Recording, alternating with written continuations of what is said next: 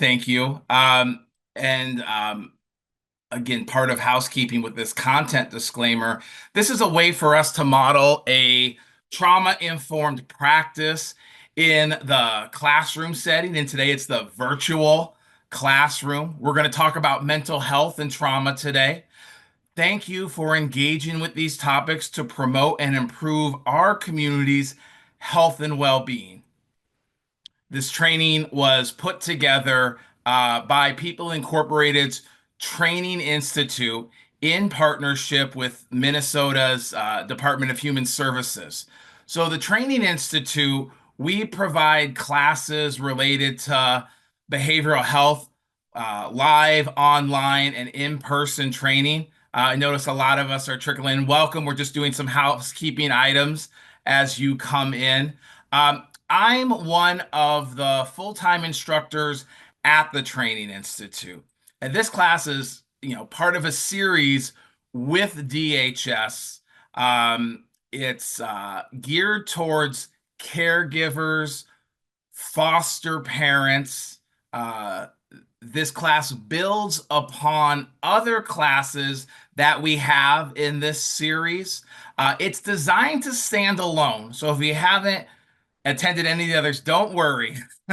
It's designed to stand alone, but it pairs really nicely with the other classes because it's building on a lot of information. This particular class, Practical Parenting Strategies, really fits in well with challenging behaviors and connecting with your new foster child. Even more so because when we created these classes, it was all at the same time. And so we were kind of looking at, okay, where do we want to emphasize all the material that's out there? And so if you were with me last week for challenging behaviors, good to see you again. You're going to really connect that to what we talk about today. Sorry, I have a screen right next to me, and so when I click over to this slide, that's a really big picture of me. I can't help but chuckle a little bit. So I'm one of the full-time instructors at the Training Institute. Share a little bit about myself. I've worked in the nonprofit sector for over 20 years. My first job in kind of this field. I mean, my first job was shucking corn on a farm when I was 12. But my first real job was working at a youth shelter in Des Moines, Iowa, back in 1999 when I was in college. I really enjoyed the job. I mean, I first took it because I didn't know what I wanted to be. I didn't know what I wanted to do. And I thought when I saw this as an opportunity, I could find some place where I can get my homework done because everybody's sleeping, and get paid, which which was useful being a college kid. But that really opened the door for me. I really loved the job. There were some intense moments. But like working with the kids, the other staff, the mission, really fit well for me. I liked it so much that I did an internship with a alternative high school for youth that were involved in criminal justice, and so that I would kind of manage their case while they were in school for that year, help connect them to other services so that they could meet their requirements for the courts, stay in home, stay out of corrections. And I learned a lot from working that job. After college, I moved up to Minnesota. In Minnesota, I fell into housing, support services in housing, working with households that have a long history of experiencing homelessness. I worked with single adults. We also worked with folks that had children. We worked with unaccompanied youth. And that's really been the big part of my career. And in there, I really learned the importance of really building a working relationship with someone. I mean, in the housing world, in supportive housing, it's all about building the relationship. And given the history of where folks that are in that program come from, there's a lot of barriers to maintaining the housing. That's why they need the support services, barriers around health, barriers around substance use, barriers around just the impacts of all the trauma and adversity that you experience when you don't have a stable place to live. And so, I've done a lot of direct care. I've also had some leadership experience, but that's the lens that I come from today in today's class. Um, what I really want to emphasize is that, that's how I see things. I'm sharing some of this information with you so that you can better understand where I come from. I'm a father. I have two young kids. Don't ask me how old they are because I don't know. I tease a little bit with that. I do know, but time is going by so fast, right? So I'm sharing where I come from. I'm going to be tapping into a lot of my experience as I talk through the materials. But what I'd really like for you to do is to tell me how you see the material. I'm going to ask for a lot of input. Primarily, the input is through the chat function. I don't know if anyone's found that yet, but feel free, for especially for those of you that are coming in, share as far as what your role is or how long you've been providing foster care. What's your reason for coming here? As I go through the slides, when I share how I see it, share how you see it, right? How you can take that and apply it to your world. And that way, we're going to create this shared learning experience. But you don't have to, right? That's up to you. The other thing I want to go over is our description for today, right? Parenting is hard. Being a kid, trying to figure things out, well, that's hard too. Now let's add the challenge of trauma. Let's add those different types of adversity that the child may be facing. Being in a new placement with new people, new home, maybe a new school, right?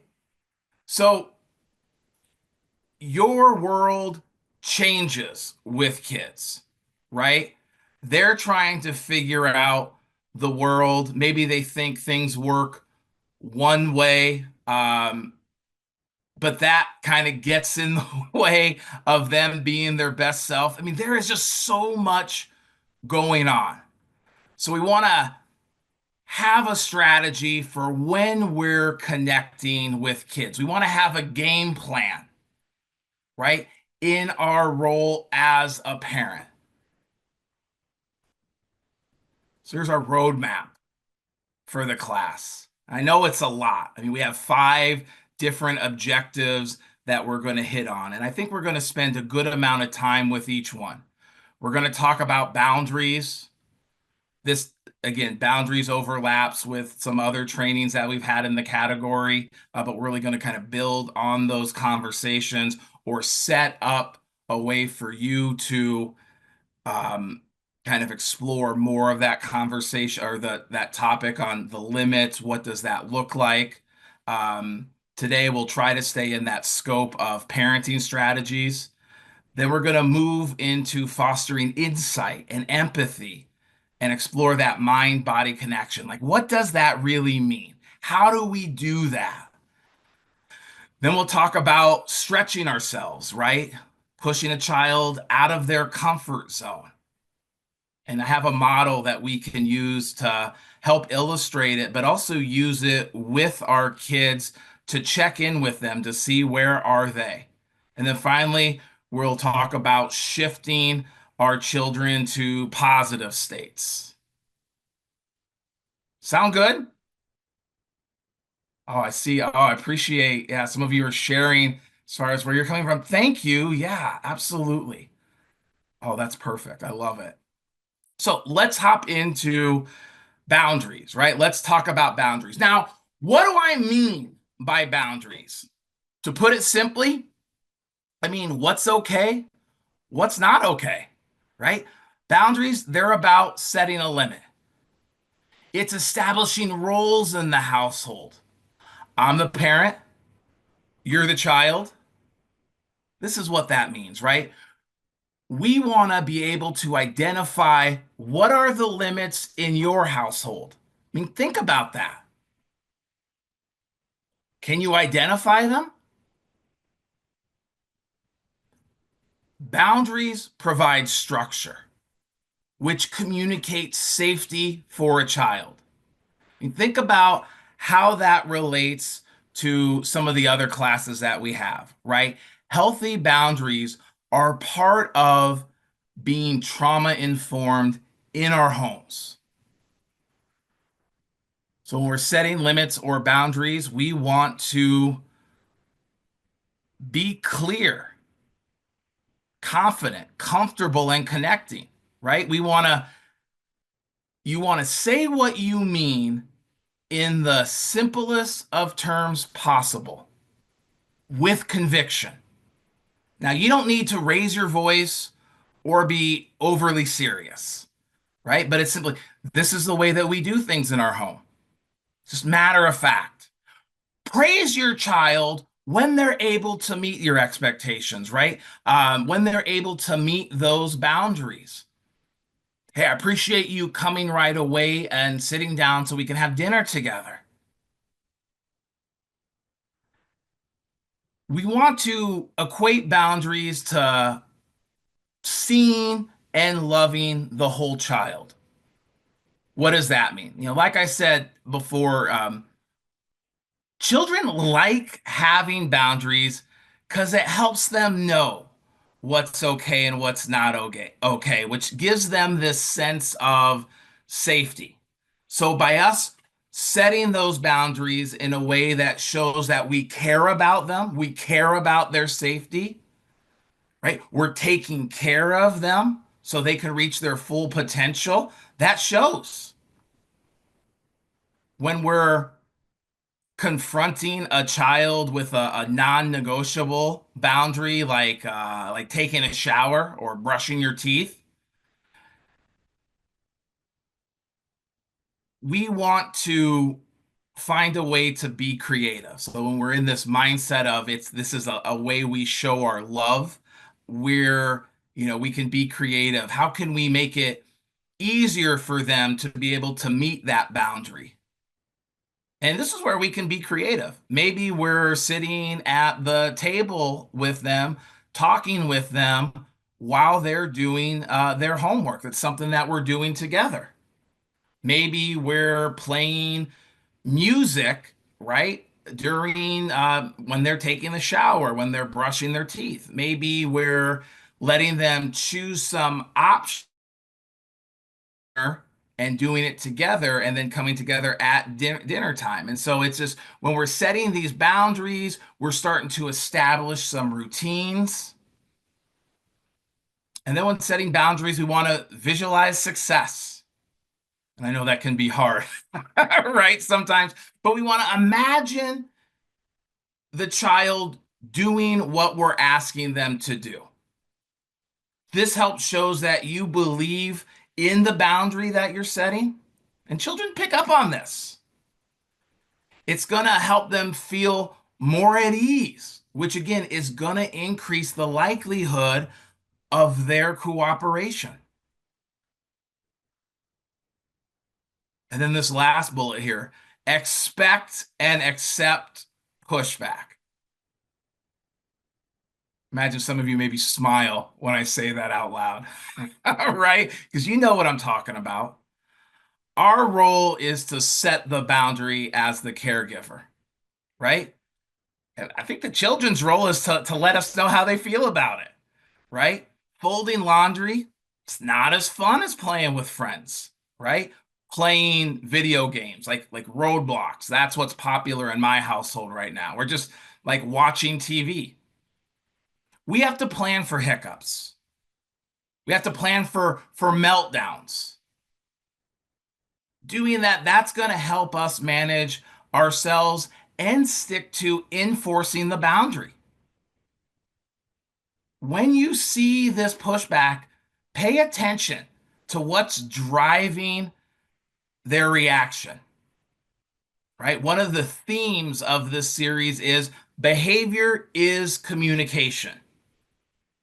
And a new rule, a new boundary, they might try new things to figure out the limit. And so, can you identify some reasonable consequences before when boundaries are crossed to follow through as far as when the limits cross? And we'll talk a little bit more about that in a second. The other thing I want to talk about, and I mentioned this last class for managing challenging behaviors, is that there's this thing, extinction burst, right? That can occur when managing a challenging behavior. And sometimes when things are new or it hasn't been done this way, things can get a little hot, right? Things can be a little worse before they get better.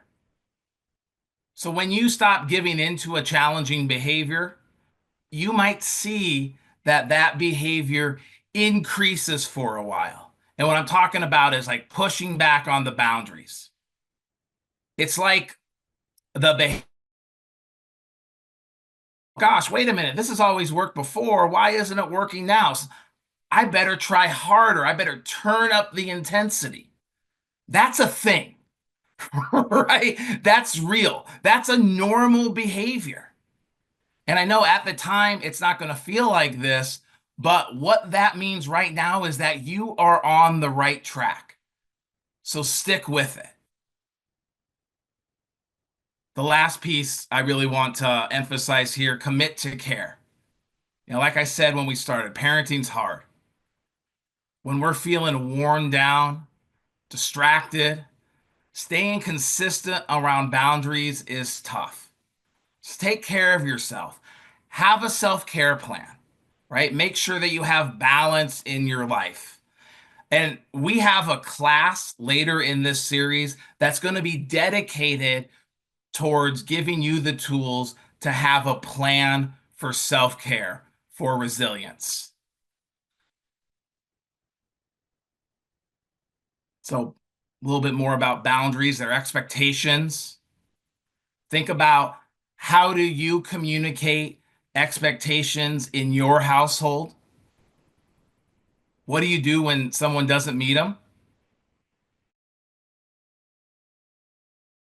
Your message, yeah, self-care, got to put the oxygen mask on first. I love that metaphor. When someone's new, we need to make sure they know the routine, how we do things, right? This is the way we do things. We want to use clear language. And again, we want to be calm. We want to speak in a way that's age appropriate for our audience. And again, that varies. We want to lay out those expectations, the examples as far as what the boundary looks like. Be consistent, follow through, praise when they're doing it right. And again, that's another tool I'm going to touch on in a bit.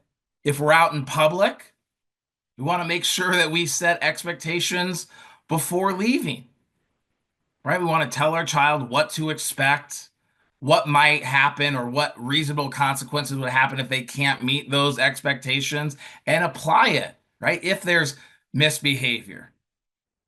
If we need to, sometimes we got to pull them aside, especially when we're out in public, or remove them from other children in the household when we're communicating boundaries. This is going to help them feel less shamed. Afterwards, we can follow up with them about what they learned, what they can do differently.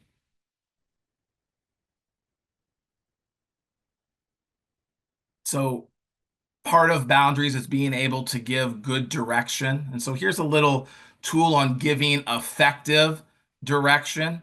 This helps shape a child's behavior. It helps them understand boundaries at home, how to establish the routines, better interpersonal skills. We can increase the chance that our child will follow instructions by giving clear, calm, and simple directions, right? It's kind of frustrating, more than kind of, when a child doesn't follow directions. I was reading that children who are labeled as misbehaving typically get more directions a day than the average child. Think about that. They might start to tune that direction out. So we only want to give direction if we're willing to see it through. I mean, it's a tool. We don't want to tell the child to do something if it really doesn't matter, or we're not really going to be able to do consequences if they don't do it. I mean, even though we're not saying it, we're communicating that it doesn't matter, if that makes sense. So before giving directions, make sure that you're able to connect with them. We want to reduce any distractions, like if there's a screen on, or if they're like playing a video game. That's not connecting. So we may need to help them transition, right, from playing with toys or doing something. And I think it's okay if you say, hey, in 5 minutes, we're going to turn the TV off, or we're going to put the phone down in 5 minutes. But then you got to follow through. When we're giving directions, we want to make statements instead of asking questions. Share with you. This one's hard for me because my style working with adults in the community, I'm always just kind of asking questions to have a softer approach. But this isn't a very effective way to give direction, right? We're not asking the child for a favor. We're not letting them choose what to do in this situation. So you need to clearly and directly state what you want your child to do. This can sound like, please do your homework. Please put your screen away. Focus on what you want them to do instead of what you want them to avoid. So it's more effective. It's a better strategy to say, hey, let's use our quiet voice. Please use your quiet voice instead of stop yelling, right? And again, we don't want to make it sound like a question because it gives the child the opportunity to say no. Some of you might already know that, right? In the group. We want to give simple and specific commands. Little people have difficulty remembering to-do lists. So keep your directions short. If needed, just give one direction at a time. Once that instruction's been followed, give the next one. Now, older kids might be able to remember multiple things, right? Kids with attention challenges, younger kids, they do better with one thing at a time, if that makes sense. We want to make eye contact when we're talking. Why? Well, we want to make sure kids hear what we're saying.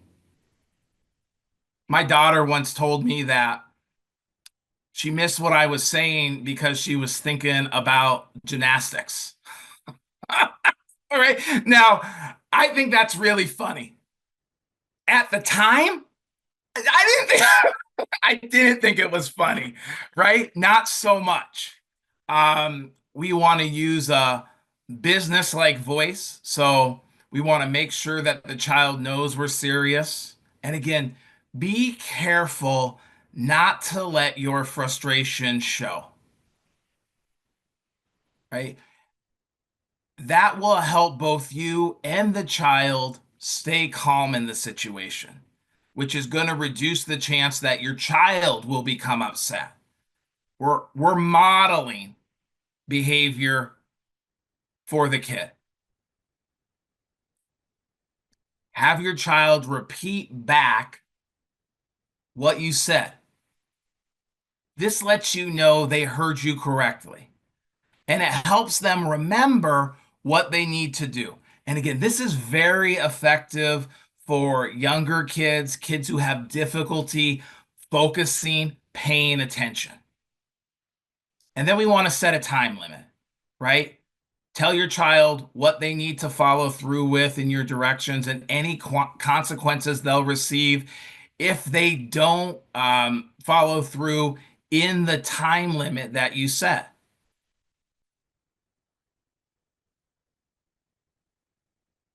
Thoughts? Curious with this group as far as things that you will add. I'm trying my best to keep up on the chat, and I don't know how well I'm going to do, but don't let that discourage you from writing in the chat because we're all reading it. And I just read what you said, learning about each child's personality and discovering what works for each one. We are all unique. Yes, it reminds me, my grandma, she was like a second mother to me, raised me. She used to say, hey, different people are different people. It's just out of this folksy wisdom. And I really reflect on it now because she was telling me, I was 5. I didn't quite get that. Well, sure, Grandma. But as an adult, I start to see what she was talking about. We all are unique. And when we're thinking about the kids, same thing, right? What works for one child may not work for another. What worked for a child yesterday may not work for them today.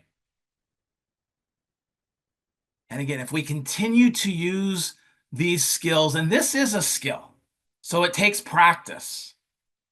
You got to get your reps in. We say that at the Training Institute as we kind of foster a growth mindset at work, but it's the same thing here. Like you got to get your practice in and you get more effective. Keep at it, right? If you whiff, you make a mistake, don't beat yourself up. Come on back towards, okay, what can I learn from that? What can I do here?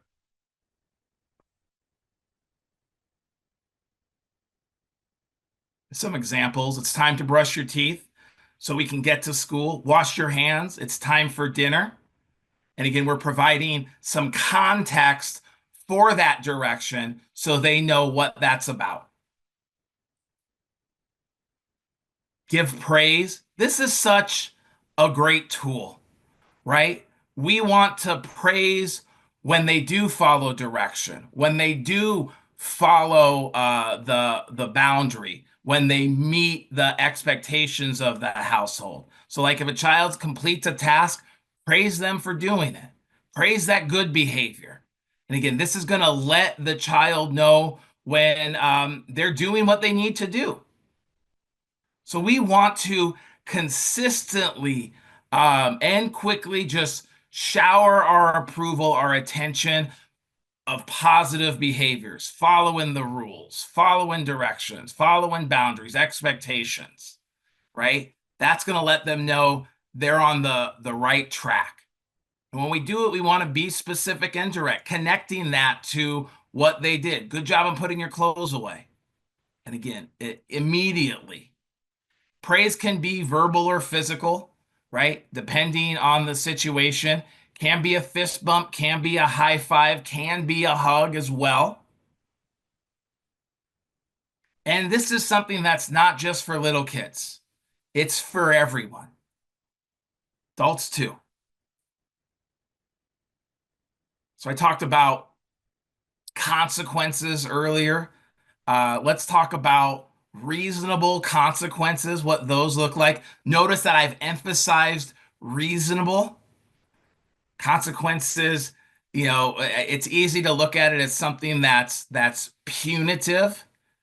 Doesn't have to be, right? Reasonable consequences create that structure and predictability in the home, right? So we can give reasonable consequences for misbehaving, which could be breaking the rules or engaging in destructive behavior. We want to discuss with our child what consequences will happen when they cross a boundary or when they misbehave, and be specific about which behaviors will lead to which consequences so they're not surprised in the moment. That's hard. Sometimes if we're too vague, it's almost, as a child, they're still developing. And so, you might feel, oh, you're trying to catch me in a loophole and, oh, adding to the frustration, but they might not understand. From their perception, it really might be unfair.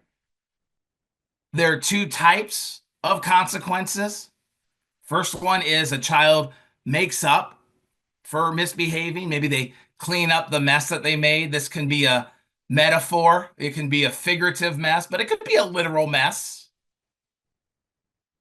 Second type of consequence is that a child loses a privilege. You take something away that's preferred for them.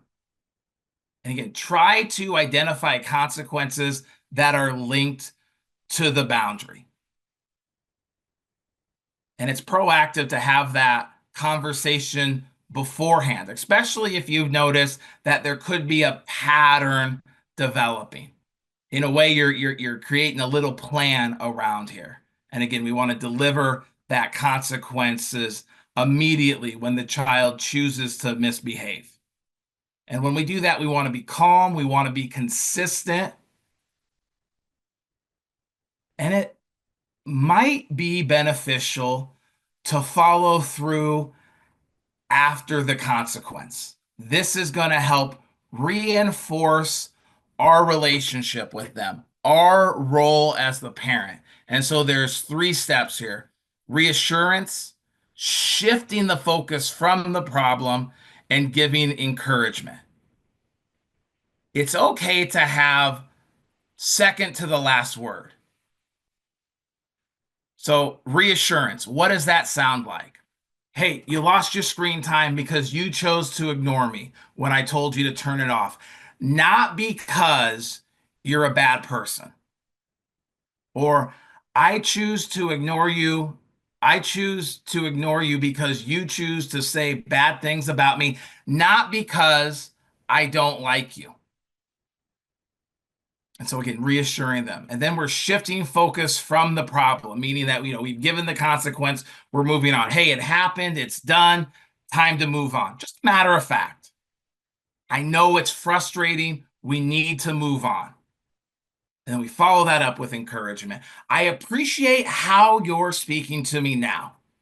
Or, hey, great job calming down and moving on. See how there's a little bit of praise in there? In my family, I've found this tool really effective to help my child reset, right? To just start over. We have this feedback tool, and I know we've covered this in some other trainings, but I want to remind you because this is such a great tool. Believe it or not, I we adapted this tool from our leadership class. This is a model that we originally found at the Harvard Business Review, but I feel the foundation of this is really effective for parenting too. Let me know your thoughts in the chat. And of course, feel free to push back if your perspective is a little different. That's all right. That's how we learn. But feedback can be given in just about anything, right? Chores, behaviors, you name it. It's really great for older children to help them start making connection around things that helps give them a sense of ownership over themselves, right? We really want to, if you look at step one, connect here, we really want to um, be able to connect with them, stay focused, and that's going to help them be more receptive in the conversation, right? Whether we're praising them, giving positive feedback, or looking at what can we do differently. So positive feedback, and you see the model here. We want to ask if we can give feedback, describe the behavior, describe the effect or impact that it has, and it can be either positive or negative. When we go the positive route, that's very, very similar to praise, but it's really something we want them to keep doing, right? Keep up on that. If we go towards negative, well, that's where we're looking to make a change.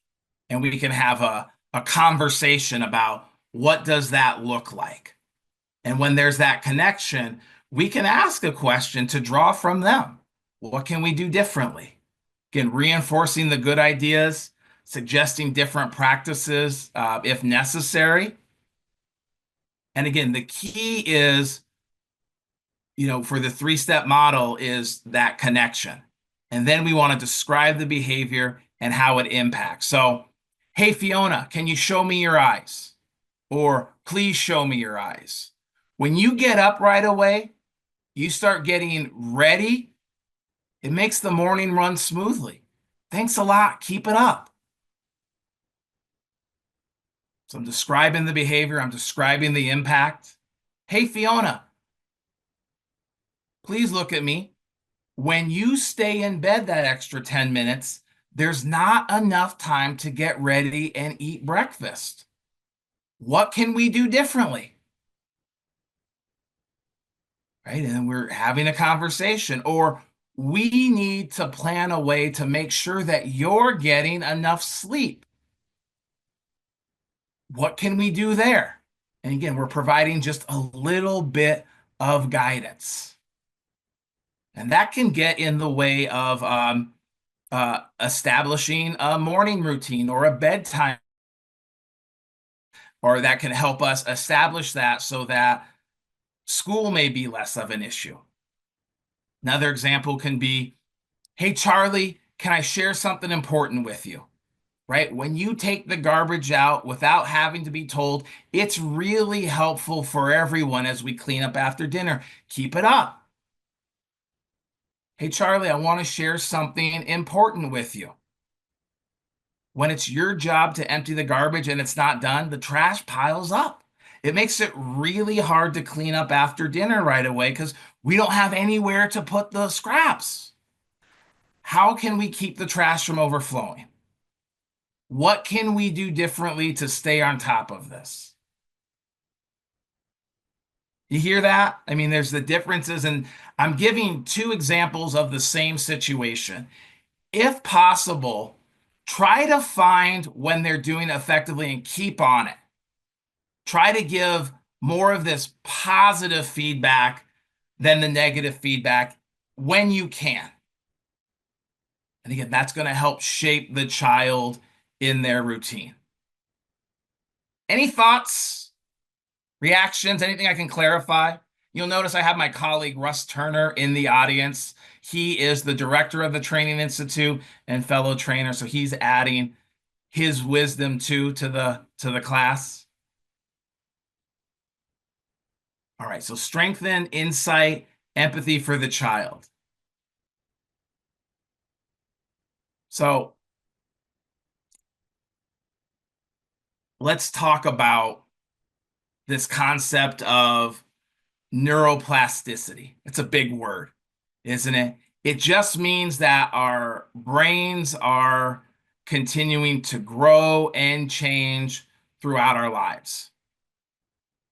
In fact, they get stronger the more we use them. The different things we do, we get better at it. We're adaptation machines, right? That's how we're made. So wherever we put our focus, that's where our brains grow because neurons are firing. The more we do it, the more neurons that fire, that starts to create neural pathways.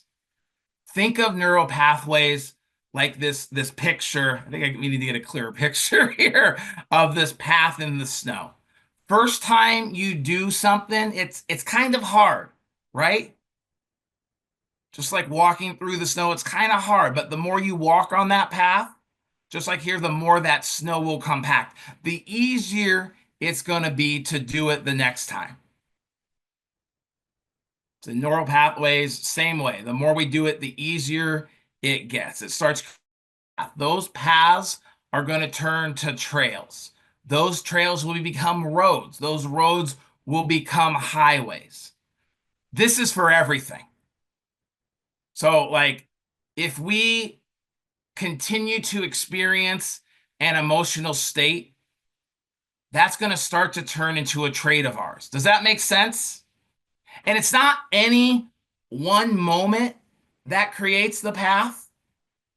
It's the cumulative compounding effect. Children's brains, they're still developing, especially the part of their brain that's responsible for thinking, that's responsible for using empathy, seeing other people's point of view, responsible for insight, that self-reflection. And so this is the concept that we're going to use as we look to build insight and empathy in the child. So I know I just defined these, but I'm going to pop it up again just so it gives us a reference for what we're talking about. Right? Insight, it's about being thoughtful, slowing down and thinking about a situation. Another thing my grandma always used to say, slow down, right? Maybe it's looking at a situation a few different ways. Empathy, what does that mean? Right? It's knowing what someone is thinking or feeling from their point of view. Empathy and insight are skills that we practice. Being able to utilize these two different skills will help us successfully navigate interpersonal relationships. It'll help us see things from different perspectives, foster a growth mindset on the world, on ourselves. I'll talk a little bit more about that in just a bit. Building insight and empathy through conversations. So children are different, right? Main parenting strategy for us is to try to make things interesting. We want to be flexible with the child in the conversation, right? Some kids are going to tell you everything about themselves in conversation. Some, they're only going to tell you a little bit. I have one of each kind of child in my household. And what we want to do is we want to take that conversation. It's going to help us know how they might see it, or maybe how they don't see it, if that makes sense. And when you're engaging with the child, listen to what they say. It is so easy for us to have a quick reactive response of saying, nope, that's not right. And when we do something like that in the conversation, it shuts down connection. From experience, observations, and times where I've flubbed it in my strategy. We want to frame decisions as choices. I mean, everything we do in life is a choice, right? A lot of times I'll hear, well, they made me do it. When I hear that, I use some reflective language, which is just a fancy way of saying that I paraphrase back what I think I'm hearing. So that would be all. It sounds like you had a really strong urge to defend yourself. I'll then connect that to making a choice, right? And then you made a choice to respond the way that you did. Now, sometimes if the conversation's intense, child may start to escalate, right? It just because it's a challenging situation. And so we just want to pay attention to that. Maybe they're hearing blame, shame, even if that's not our intention. We want to stay with them. If this pops up, just validate that this is a tough thing to talk through, right? Our goal here is just making that connection with them. We can make that connection. They're going to be more receptive. And we talk a lot about this in managing challenging behaviors. But it's the same thing here in the conversation. And it's from here, that's where you can really engage in how they see things, how they're feeling. And this paraphrasing tool is such a great way to validate that. And it models a way to talk to someone to better understand what's happening. So for kids, a lot of times they're not sure what they're feeling. And so in this conversation, we can help as far as them decipher what's going on. Anger and frustration, those are different feelings, right?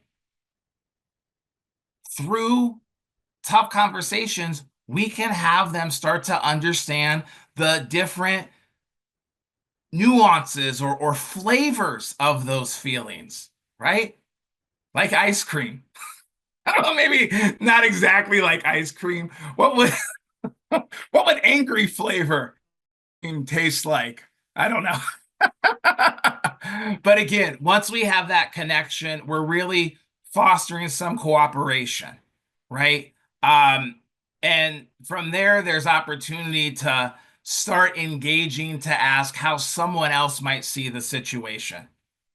I mean, like if the situation involved others and it was a challenging situation, once we kind of have that connection and the big emotions aren't kind of driving it, then we can ask them to say, hey, how would the other person describe the situation? Would they describe it the same as you? And again, this might be kind of difficult at first because that part of the brain, that empathy, like I said, it's still under construction. But when we're doing this, we're starting to build that with them. Does that make sense?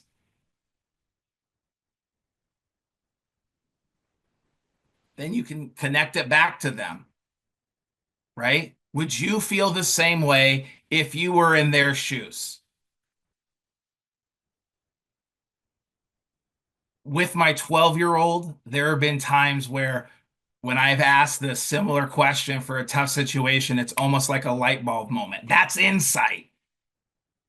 But it can be really challenging, especially when it's completely new for everyone, for you and the child. Like I said, the brain's still developing. We're still kind of learning how to effectively use the tool. But again, if we adhere towards this strategy, we're going to start to see payoff in the long run. Yeah, Russ, don't be surprised if the child doesn't respond much to these conversations at first, but keep trying.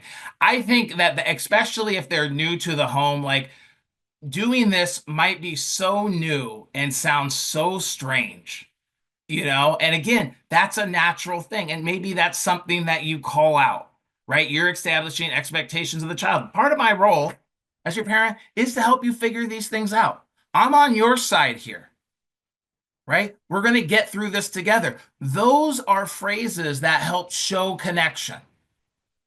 Yet, especially if there's a lot of trauma. So this is something you could do in everyday conversations. Here we have some tips on starting a conversation. And again, just to check in on how they're doing, right? There's no agenda on wiring the downstairs brain to the upstairs brain. The first step is just let's talk. How's your day go? Right? Right? Maybe there is an opportunity to talk about a little insight into how they were feeling. Maybe they struggled with a math concept, or they had a really great experience at lunchtime. And you ask a question like, hey, how did you feel when that happened? Some strategies that have been helpful for me and I've heard from colleagues is, we have these open-ended questions. How did your day go? How did that thing go that you had? Maybe it was a quiz or something that they were doing that was coming up, showing that you remembered. Two truths and a lie. I like this one because a lot of times, hey, how was your day? Fine, okay, good, right? Um, it's hard to kind of tease the conversation out of there, but two truths and a lie is, hey, tell me two things about your day that happened, and then one not truth. And it makes it a game.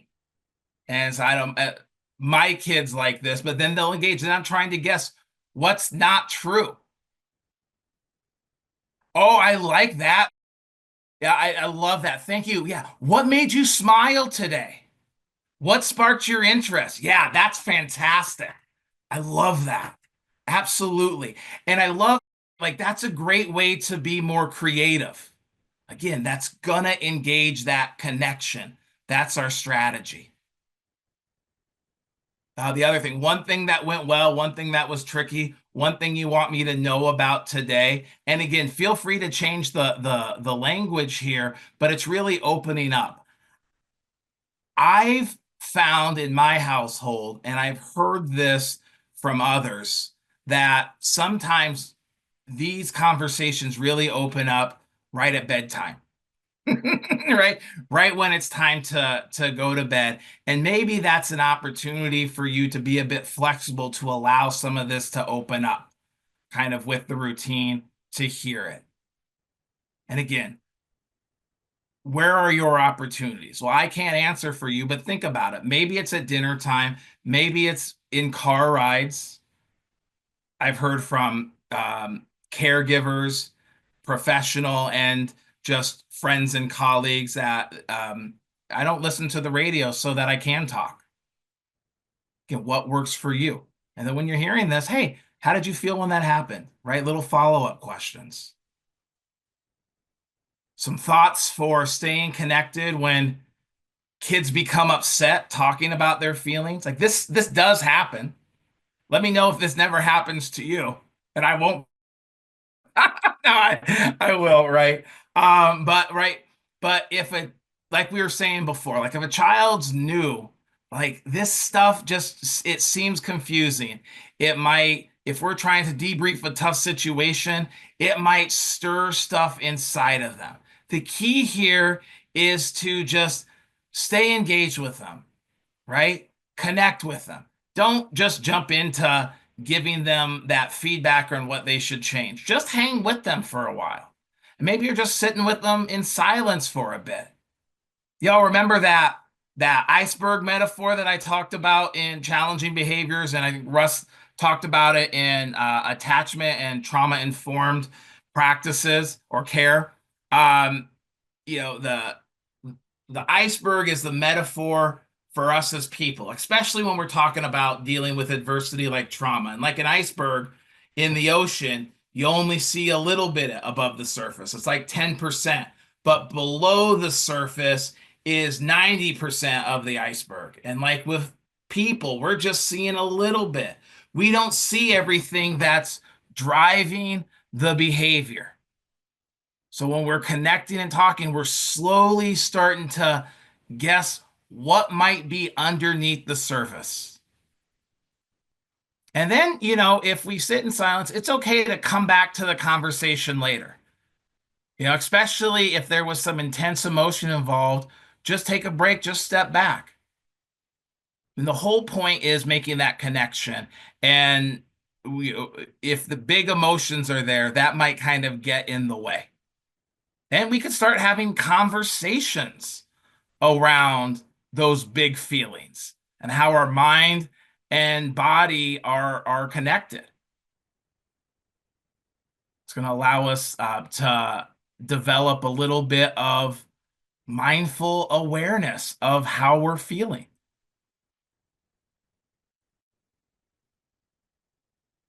So let me define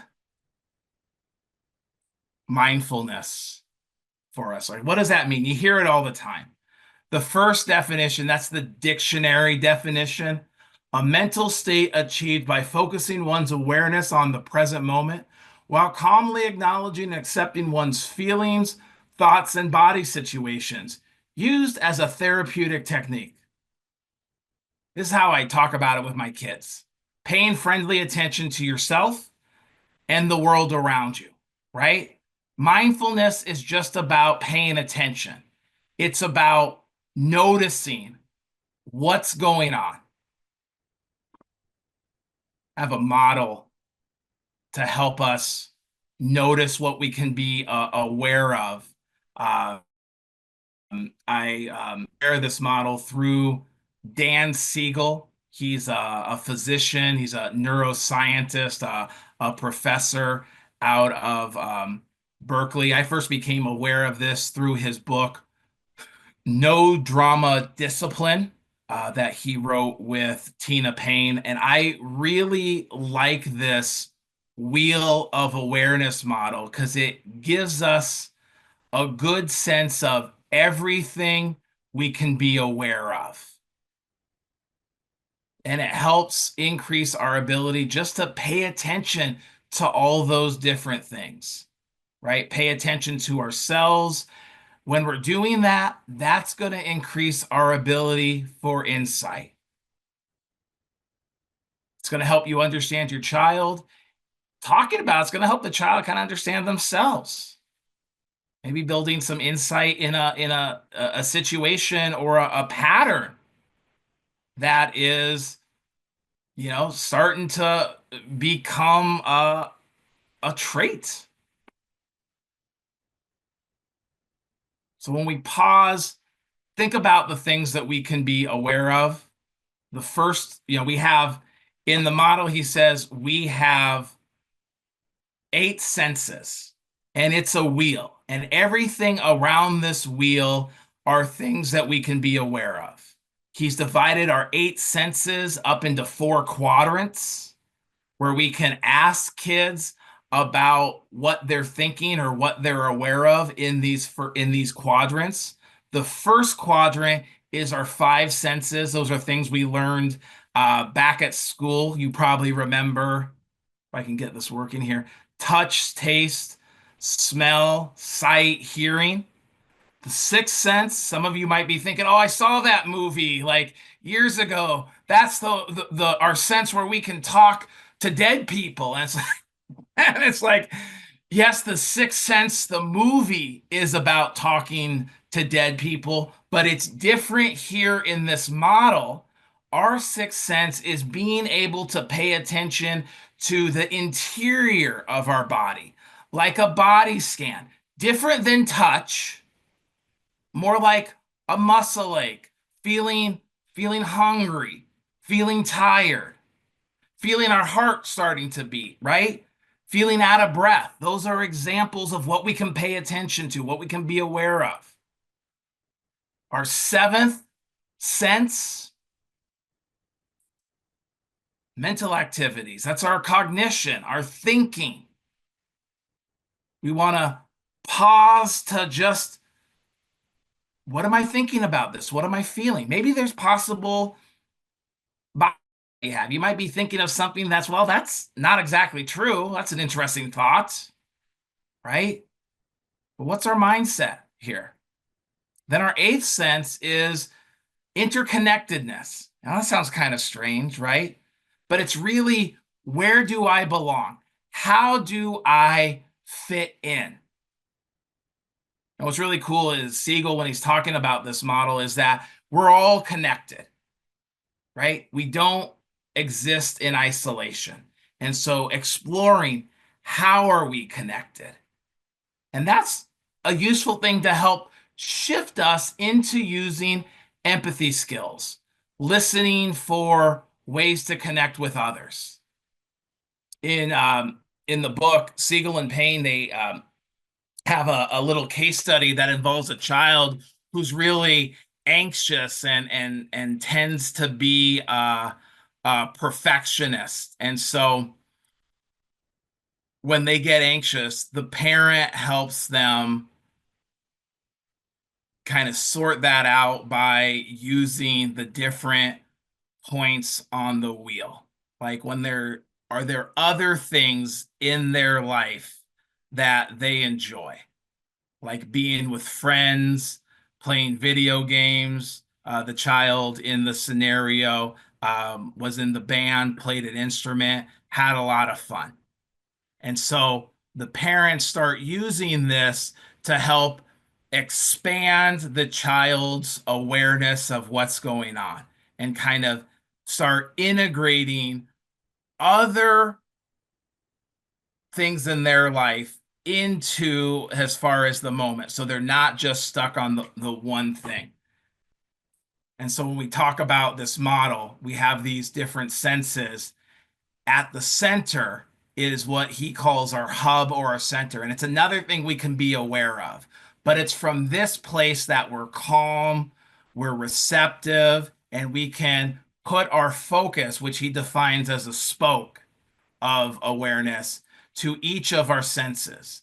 And so that child who was perseverating on a situation can start looking at, well, I have other things that are going on.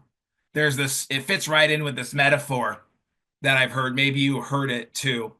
When you put a tablespoon of salt in like a shot glass of water, mix it up, taste the water, it's really, really salty, right? But if you take a tablespoon of salt and you put it in a gallon of water, mix it up, it's less intense, right? Not as salty. And it's the same with our awareness, where we can expand it. And this is something that we can use just to help kids process the outside world. How to relate. A basic wheel meditation will have someone put their focus on each one of those 8 senses and then, kind of sense their self and their awareness, which is the hub, while they visualize the wheel. But we can also tap into that without doing like a formal meditation, with just having some questions around those different senses. If we're talking about a situation, well, what did you see? What did you hear? What do you remember? Do you remember smelling anything? Do you remember tasting or touching? When that happened, do you remember what you were thinking at the time? How did you see yourself in that situation? And again, sometimes people can ruminate on certain bits, but when we can ask these questions and we can start to expand, it allows us to start looking at it differently, right? Having some of those other senses there. That might reduce the intensity. It's so easy for us to ruminate on things that didn't work out. And I'm not just talking about kids, I'm talking about people. But when we can practice that awareness, being able to bring in other things that were going on, it's not going to allow that one negative thing to just dominate our entire thinking. I mean, this is a skill that's going to help promote resiliency when someone's dealing with adversity. Thoughts, reactions, including us. Yeah, I think a good thing too, I think of for us too, is that if we even use this to step back, maybe, it's just us thinking about the situation to see that bigger picture with the child, because it's so easy to stay stuck on maybe things that aren't working out right now. But when we look back over, okay, this is everything the child's done this summer, this year, whoo, that's a lot. I know it feels like we're spinning our wheels right now, but that's not reality. And again, it's like building a muscle, right? We're fostering a tool. And if we can connect with them with thoughtful, specific questions, that's going to help build that empathy, that insight. We're going to relate it to regulation, control. That's going to increase resilience. It's going to increase grit. So again, when we talk about that, what can that look like? What are you feeling? What are your thoughts? What are your senses? How do you see yourself and others? That's going to help the child explore what that experience was, what choices might have been available.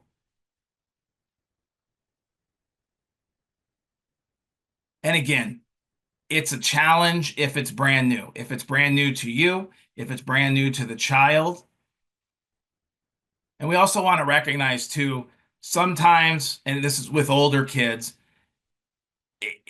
it's natural for them to start to pull away from parents, right? To gravitate more towards their friends. Their friends are more important than their parents. It's in a situation last week, and my daughter is at the beginning of adolescence, and she told me the other day to go away, just like that, go away. That was so sad. She was sitting by herself. We were at a softball tournament. And so I just went up and I sat next to her. And she said, um, go away. Not 2 minutes after I left, I noticed one of her teammates came and sat next to her, and they started chatting and laughing. When we were driving home, I asked her about that. I was like, what was up with that? And she said she just wanted to be alone.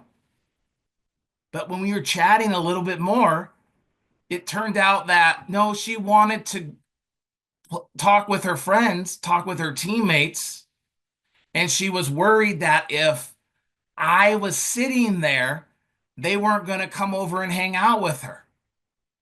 Her team right now is her pack. She really wants to fit in with them. There's this other book by Dan Siegel that I'm reading called Brainstorm.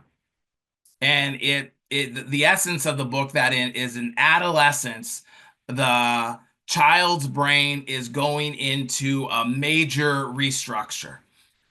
I don't understand all the details, but my main takeaway is that this is leading kids to pull away from their parents and they're drawn toward their peers. And again, that's a natural part of development.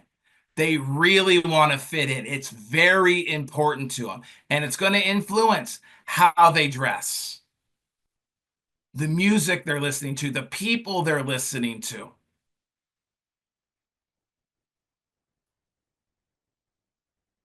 Knowledge and conversations can be challenging. So I'm going to pick up the pace a little bit, but I want to drop some tools for fostering mindfulness. The wheel of awareness is a great one. Again, it's just paying friendly attention to what's going on.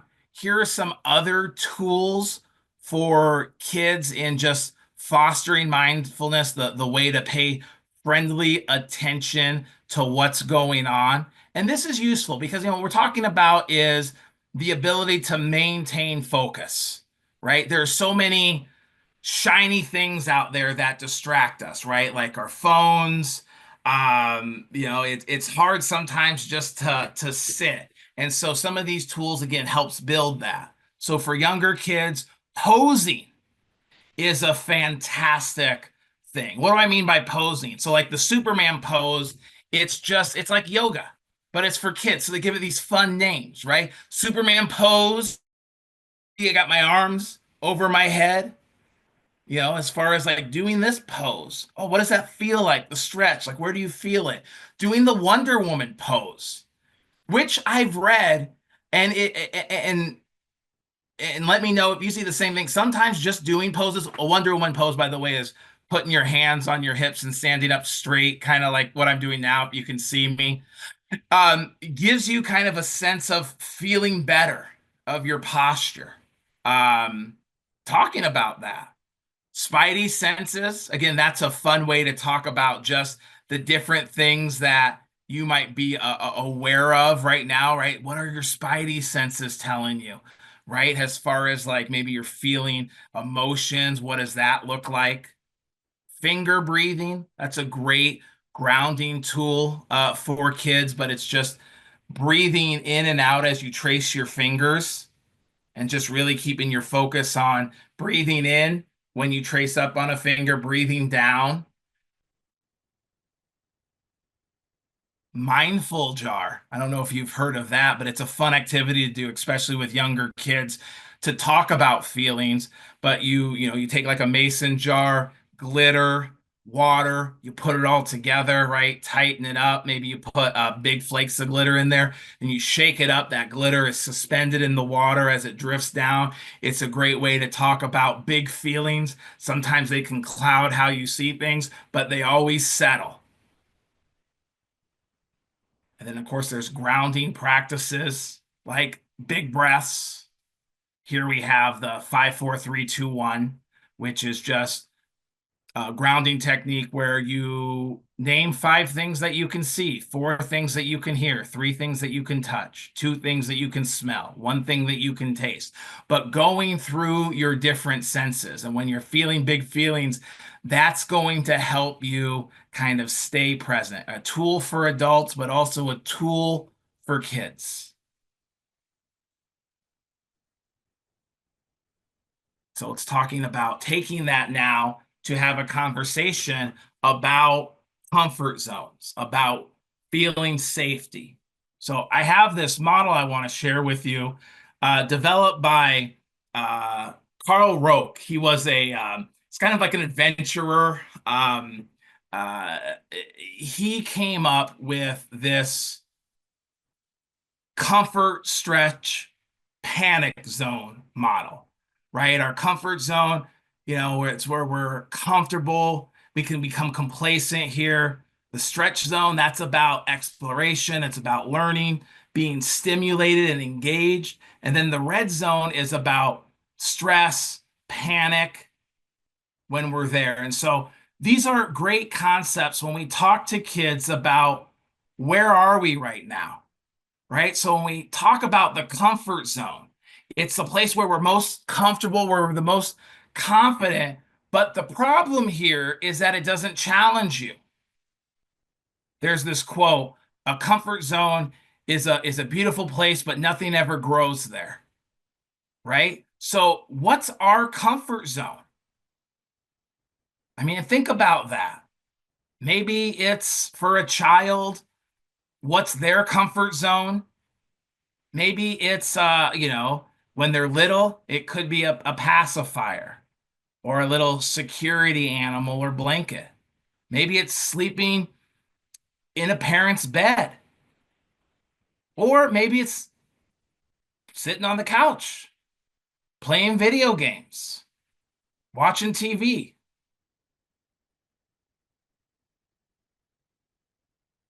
Could be being connected on the phone, right? When we're in our comfort zone, a lot of times we're doing the same thing. We're comfortable, but we get complacent. We may be resistant to do new things. We don't want to get out of our comfort zone.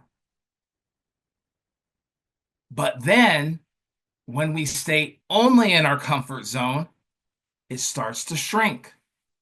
And I'm not saying the comfort zone's bad. Sometimes we need to go to a place where we feel safe to reset after a challenging situation. But what I'm saying, if you are only in this zone, you're not going to grow. In fact, you're going to take steps backwards in your comfort. Does that make sense? And so what we want to do is this next zone, the stretch zone. This is where we want to be, right? This is where we're growing in life. So we want to find a good stretch for our child that supports their interests, supports their creativity, right? Opens doors for you to talk about problem-solving issues that they might be facing, right? And so we want to have a conversation about what is your stretch zone. Part of our expectations might be trying to establish what the stretch zone looks like so that we can make sure that that's something that we frequently visit. And again, this might be a regular part of your conversation.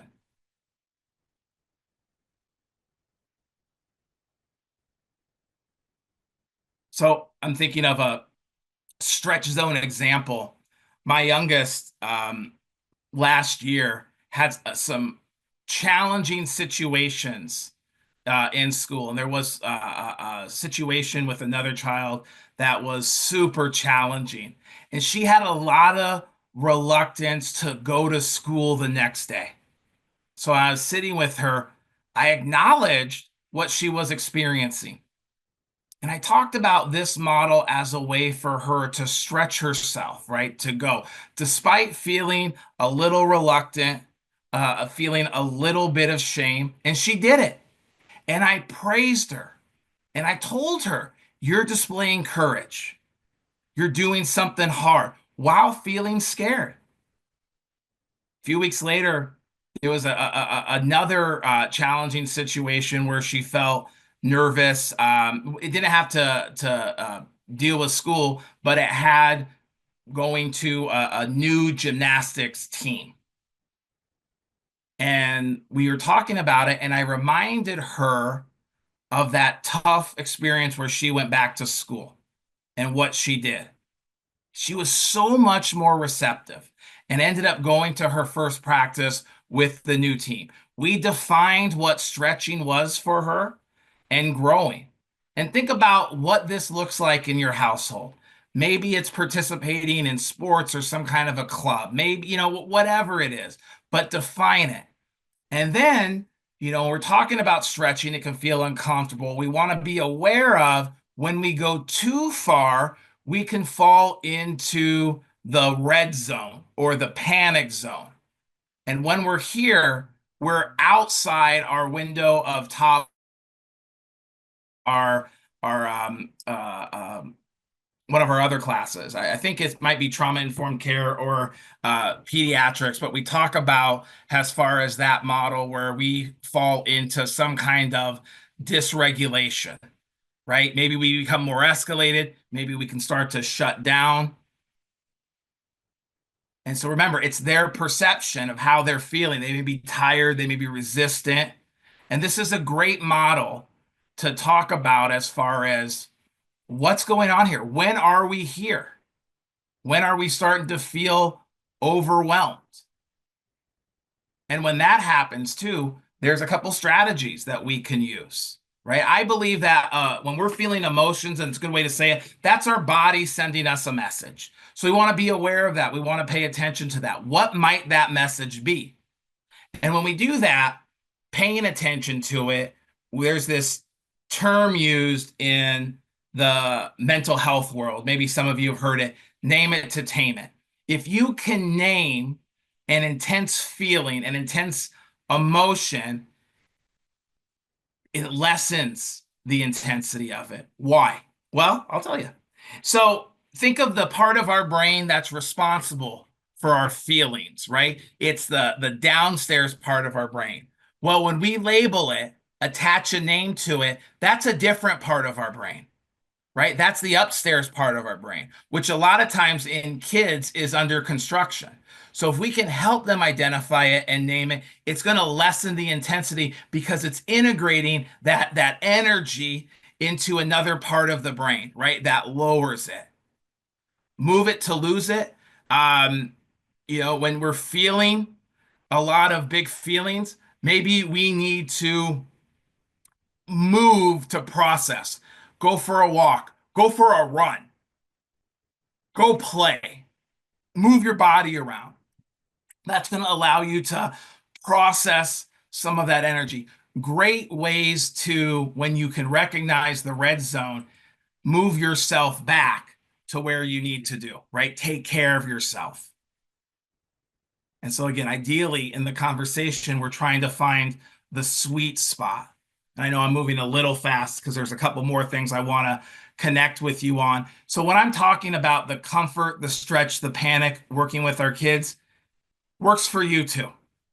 Again, having a parent, having a plan, right? A way to talk about as far as how you're doing is helpful. Any thoughts on this model before I move on? Right, again, we're using this as a way to have a conversation with our kids, right? Talking about learning, about growing. what are ways that we can respond to the red zone? And that's really going to start fostering the right kind of mindset. Have you heard of these terms, growth mindset and fixed mindset? What are they? A fixed mindset is when someone believes that their intelligence, their talents, their personalities or personalities in general are all fixed traits that can't grow. The growth mindset is when someone understands that our abilities can be developed. So we want to, that's why we're in the stretch zone, because we're always growing, but we want to use language to encourage a growth mindset, right? To help a child develop and know that I'm in the stretch zone. And so subtle things, the way we talk about influences this. So this can sounds like you feel mad instead of you are mad. Or, if it's this is a good one that a past teacher of my child has said, if it's hard, it means you're learning. Or my youngest says this a lot, maximum effort. I don't know where she gets it from, but she just kind of says it out of the blue when she's going to try her hardest. So we really want to look for phrases promoting growth. How can I improve? Let's try a different way. Mistakes are part of learning, right? Learning takes time.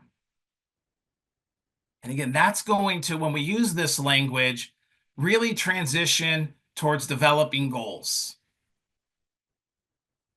right? Again, that's part of the stretch zone. And maybe that's a conversation you have for what do we do to stay in the stretch zone? Maybe it's a goal. And here's some tips for setting goals with children.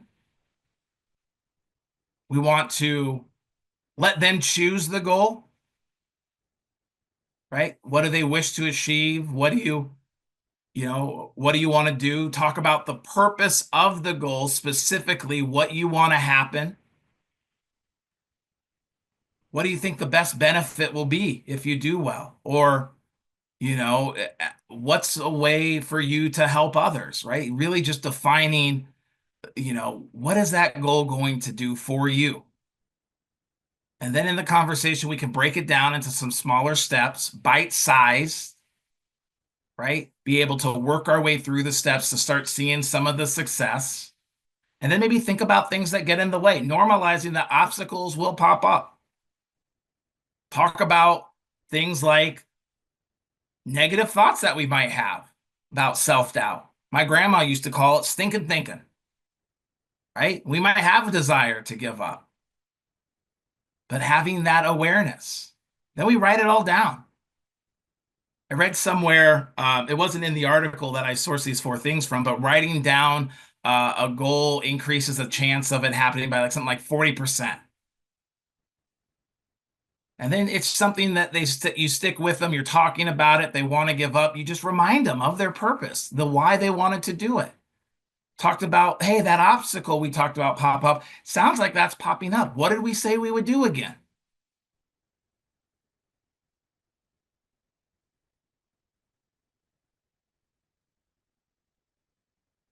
All right, just a few more concepts that I want to touch on. And then we'll be at the end. Ooh, we're almost there. The time goes by quickly, doesn't it? So let's talk about ways that we can move a child away from negative to positive emotion. You see, all this is really building upon there. And so here we have some strategies for shifting emotion. And we cover this more in some of the other topics, but I still wanted to touch upon it today. Um, I think one of the big umbrella pieces here is that if we're experiencing, if we're with a child, they're having just kind of a big blow up. The first thing we really want to do is connect before we redirect. And when we talk about that in managing challenging behaviors, we want to connect with someone, with the child. We're connecting for understanding. We're connecting for cooperation. We're connecting for some receptivity. And then we get into like the questions, we get into like the feedback of things that we can do differently. Remember, if a child's not engaging, it doesn't necessarily mean that they're not listening. What they might be saying with their behaviors, maybe they're saying as far as like, I'm not ready for that right now. And then that's an opportunity for you to maybe guess what they're feeling. And remember, I talked about the paraphrase tool for what they're saying. But if you're not hearing words, you can use that paraphrase tool to gently kind of name what you might be seeing. Oh gosh, it seems like you might be feeling really upset about this. I get it. It's natural to feel like this in this situation. The child is feeling big blowups and you're not sensing a connection. It's okay to say nothing. Just wait for those emotions to come down. Maybe you sit with them if you can. Maybe you just say, hey, you know what? We can talk when you're feeling ready to talk. With big feelings, less words are better, right? Pay attention to that body language. Does it say, I'm listening?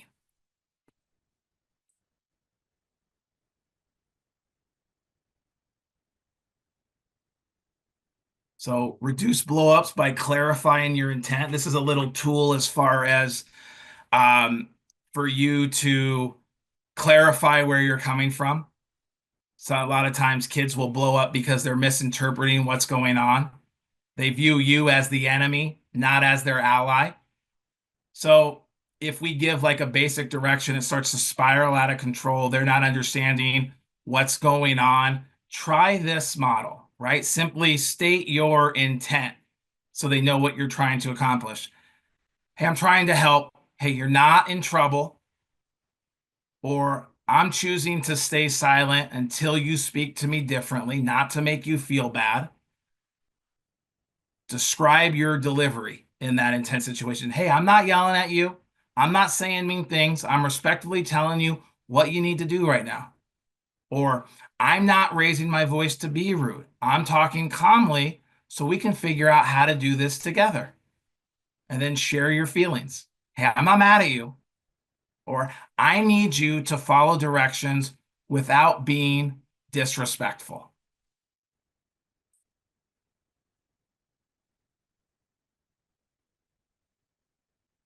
And again, just a few strategies before we wrap up. Just some tips.